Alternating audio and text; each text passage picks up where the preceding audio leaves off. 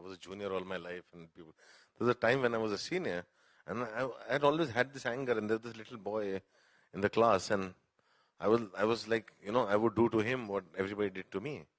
It came that point in the sense, and I would take that kid aside and I would slap him around, and then he would become vulnerable, and then I would like hug him, and I would also cry with him, and I'd say, I understand, and I love you. All those kind of things would happen.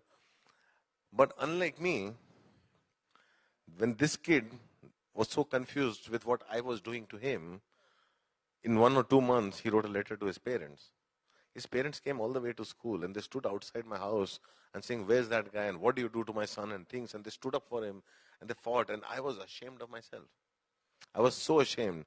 And I was coming out of a point of anger. I was coming out of a point of everything. But at that time, I did not understand those things.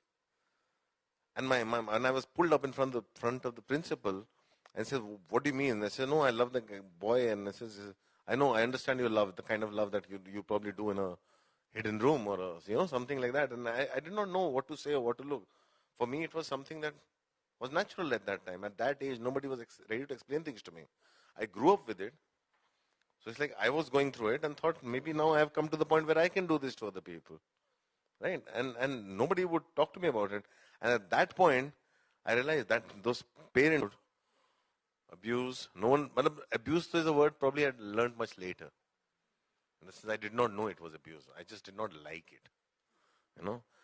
But nobody would talk about things like that. Nobody would talk about sexuality. We were confused about sexuality. I remember the first time when the kids in my class would teach me, like, have you ever masturbated? It was such a big thing. Like, have you ever masturbated? And I was like, no, what is it? And they would tell you how to do it. And I would not understand it. And you would go through the whole thing and you had orgasm and everything, and you still feel like this is not the right way of doing it. There's